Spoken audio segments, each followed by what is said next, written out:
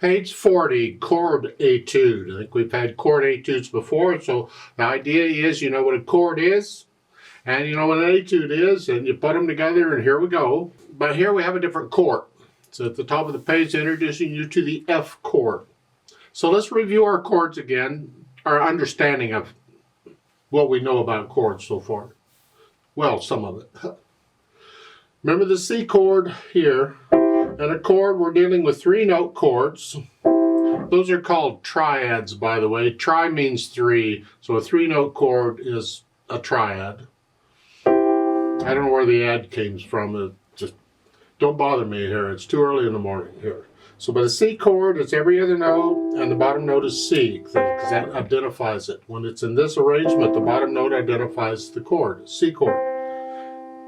D, E, F, G, A, B, C. Okay. This is the F chord. Well, you can guess how it is. It's every other note, and F's the bottom note. That's an F chord. Isn't that really hard, isn't it? Now keep in mind, when we're dealing with these chords, we're dealing with the letter names, not the arrangement of notes. You see, because I can take the C chord and I can turn it over or invert it. I can put the C on top. It's still a C chord because it's the same letter names. The bottom note does not identify the chord in this case because I got 2 notes here in between. It's got to be every other note for that. Now I can invert it again, turn it over again, I put the E on top, I got that. If I do it again, I get that. So you can rearrange them. Well, on the F chord, when we're playing, I want to be able to go from here to the F chord. I don't want to go to here. I don't want to move that much. So what I'm doing is, since both chords have a C in it, C here, C, I'm going to leave the C where it is, and I'm going to move the other notes. So the F chord, what I'm doing is I want the C on the bottom. So I'm going to go down here. And it's this arrangement of F chord.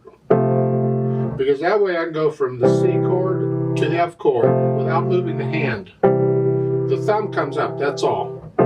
Do it in both hands. Then the little finger comes up. Remember I told you the little finger and the thumb, they cover multiple notes? Well, here you go. Just a nice chord progression from the 1, the 4, and the 1. Yeah. And that's what we're doing in this etude. So let's look the etude over. 2 lines long, treble and bass clef, 3/4 time. And we've got C chords. You see the first couple measures. One is a broken C chord, and then a blocked C chord. And then you got an F chord. You're going to need to know the name of that note in the music. The top line in the bass clef is an A. Memorize that. It's another new note. Hopefully you already know these other notes and you're comfortable with them, because we're just going to keep adding notes. And look at the second line here. The F chord is here. Both of these are moving. And if you look in the first measure, the second line, the last note, that A, memorize that. It's a new note. It's the lower middle space.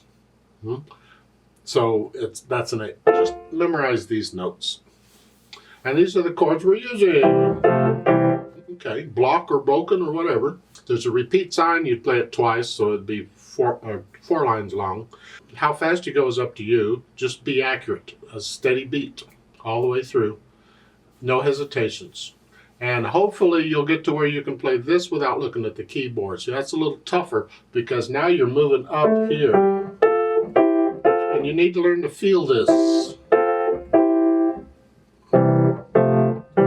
Eventually, so you don't have to look at the keyboard. You have to look up first, but eventually you want to. Now you'll notice here, we're starting in C position in this chord etude, but then we're doing the F, which is not exactly C position because we've spread out a little bit. Well, in the first line, the left hand ends with the F chord. It's the last thing it plays. And it has a bunch of rests. Well, the next thing it plays, the left hand, it's a C chord. It's this one. So the question is, when do you change? Because you're in this position, and now you got to come down to here. When does it happen? And the answer is anytime. There's no rule says it. If you want to stay here while you're doing the right hand till right before it, I suggest you don't wait, because the right hand's got to come down. Don't come down together. Get the left hand where it belongs, so that when you're doing the right hand, you can just focus on getting it in place. So probably the second line, second measure, somewhere in there.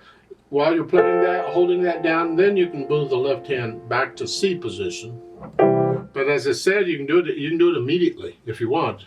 And then as you're playing this, you can move the right hand down.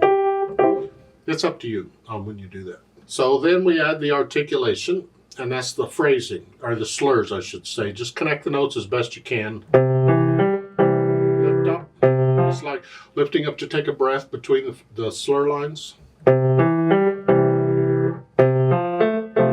So do that, and once you're comfortable with the articulation, you can try the dynamics. They don't really give you, it's moderately loud, mezzo forte. You decide what that, just play it.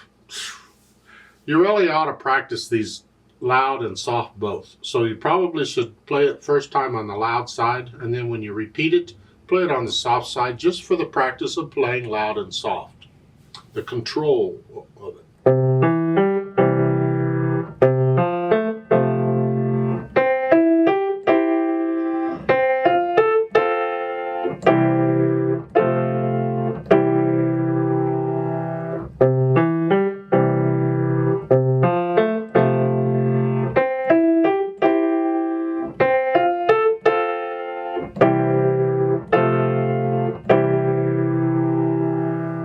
Now keep in mind those last two measures are tied, so you're going to hold that down for 6 counts there. Yeah. It takes a bunch of clips, all those curved lines.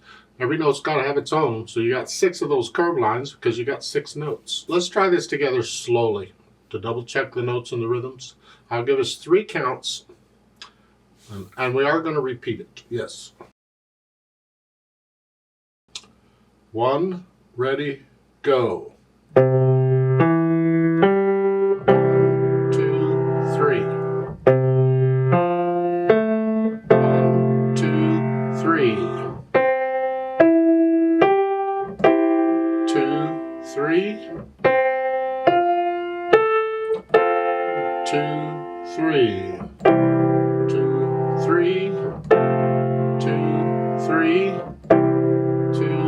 3, tie, 2, repeat. 2, 3. 2, 3. 2, 3. 2, 3.